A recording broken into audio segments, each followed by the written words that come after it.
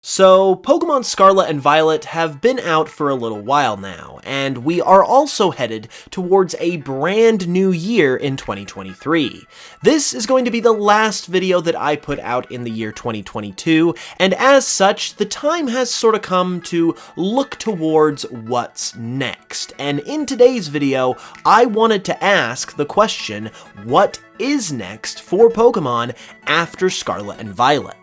There was obviously a lot of build-up and anticipation to these games, but now that they're here and have been here for a while, what is going to come after them? Well, in today's video, we are going to explore just that, so strap on in because this one is going to be a really interesting one.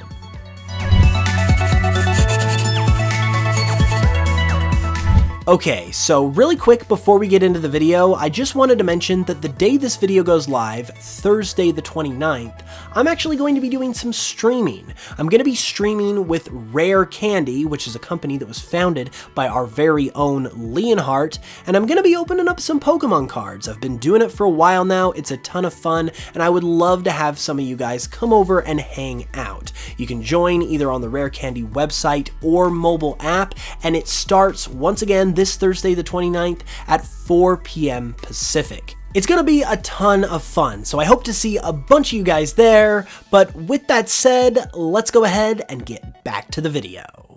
Okay, so in this video, I wanted to take a look at both the short-term future of Pokemon, as well as a little bit of the long-term future as well. But the place that we are going to start is the most recent development concerning Pokemon's future, because I believe it could have a lot of implications for what does happen with Pokemon's future, and that is the announcement of the brand new Pokemon anime that is going to be coming in 2023 that will not feature Ash Ketchum, or at least star him, because he is officially retiring as the anime's main protagonist. I didn't make a dedicated video on this topic or anything, I pretty much just shared my thoughts about it on Twitter, but obviously it is incredibly surreal and sad to see Ash go, even if it is probably for the best, because with a brand new start, which this new upcoming series is going to be, they can obviously tap into a lot of potential of what a Pokemon anime series can be when you're not dealing with a protagonist that has been around for 25+ years. But now, since we are officially retiring a protagonist that has been around for 25+ years, and one who many thought would be around forever and was even untouchable as far as retiring them, it is obviously the end of an era. Clearly for the anime, but it also might signify the end of an era for Pokemon as a whole. This is obviously a ginormous change, and as far as the anime is concerned, anything can now happen, and I feel like to a certain extent that also extends to the entire franchise now as well. And so in the short-term future of Pokemon, not only are we going to see the retirement of Ash and this new series begin within the next several months, but I feel like we're also going to start to see a lot of new, different things start to happen, and a lot of new, fresh ideas start to take place and introduce themselves, because I feel like this is sort of very symbolic of what the next few years of Pokemon are going to be like, which is that of the start of a brand new era where a lot of new, fresh, different, and unique things are going to happen. And obviously change can be hard and even nerve-wracking sometimes, but I honestly believe that this could be the start of a very exciting future for Pokemon, because it allows us to, once again, explore ideas that we didn't think possible before, and I think there is potential for Pokemon to truly tap into its own potential both in the games and the anime and everywhere else to truly do some things that we've wanted the series to do for a really long time, and I think that is immensely exciting. Getting back into more specific things that I think we can expect from the future of Pokemon, though, would be that of Pokemon Scarlet and Violet DLC.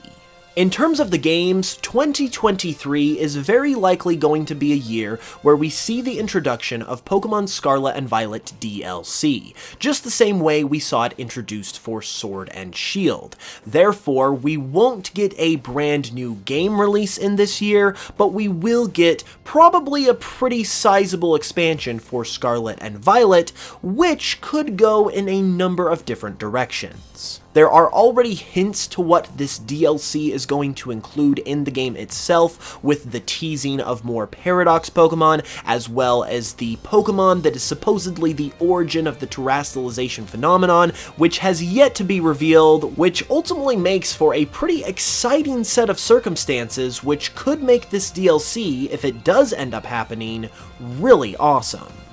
As I have talked about in a previous video as well, I also think there is great potential for this DLC to be Kalos themed in some way, shape, or form. I'm not necessarily suggesting that the entire Kalos region is going to be made playable, but I certainly feel like a Kalos theme could be the overarching theme of what we see in Scarlet and Violet DLC, due to various reasons which I talked about in that aforementioned video, which you can check out with the card on screen, but basically there is more than enough reason to believe that Kalos could be featured in some way in some kind of future content update for these games, which obviously a lot of people have wanted for a while, which makes the prospect of this likely DLC even more exciting.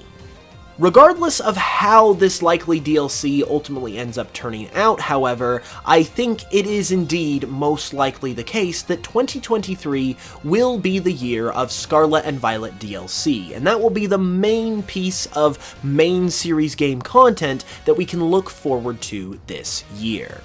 I've also just got to say really quick that based on what we've been able to see so far about this possible DLC, I think it is also fair to say that it will probably be, if it happens once again, more substantial than the DLC that we got for Sword and Shield, which across 2 packs was pretty sizable, which makes the idea of this DLC, once again if it does happen, even more exciting. However, it is not just DLC that we can expect within the short-term future of Pokemon, because since 2016, when Pokemon Sun and Moon came out, which is about to be almost 7 years away at this point, which is kind of insane, Pokemon have released a main series game or entry of some kind every year since that point. The one exception was in 2020 with the Sword and Shield DLC, but nevertheless that was a main game entry and main game content, which I think is another reason why we can expect DLC to happen in 2023, because it allows Game Freak to have a yearly release, while at the same time sort of having a break year where they don't release a whole entire brand new game. But due to their clear desire as of 2016 to have yearly releases for the series, I think in the following year, which would be 2024, and would be going into the second year of Generation 9's lifespan, I definitely feel like we will be able to expect a new game of some kind in 2024 for that reason. And what might that new game be, you might be asking? Well, there are a couple different options. Because we are most likely going to still be within Generation 9 at that time, this new game, whatever it is, would be a revisit or a remake type of game that doesn't introduce a brand new region like Scarlet and Violet did, but instead brings back an older region or a more familiar cast of characters in some kind of new way. Once upon a time, this used to just be in the form of traditional remakes like Fire Red and Leaf Green and Heart Gold and Soul Silver, but since then we've added a little bit of variety to the remake format, with games like Pokemon Legends Arceus and Let's Go Pikachu and Eevee. There's also the fact that the Unova games are obviously next in line to get their own remakes after we got the Gen 4 remakes in 2021 with Brilliant Diamond Shining Pearl, and in 2022 with Legends Arceus,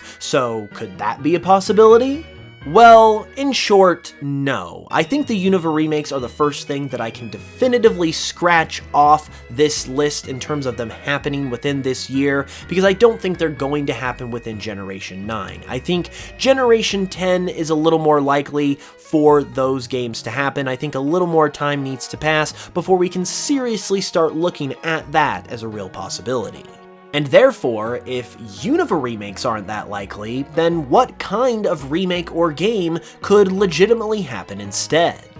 Well, as I have also discussed in another previous video, I believe a revisit of some kind to the Johto region could legitimately happen. The reasons I say this are, once again, specified in that video, but it's basically due to the fact that there is a super strong Johto presence within Pokemon Scarlet and Violet, and Johto is also the region that we have not seen in its own dedicated game in the longest amount of time. So it does seem to be due for a revisit simply due to the fact that the Pokemon Company obviously want to keep all of their regions as relevant as they can.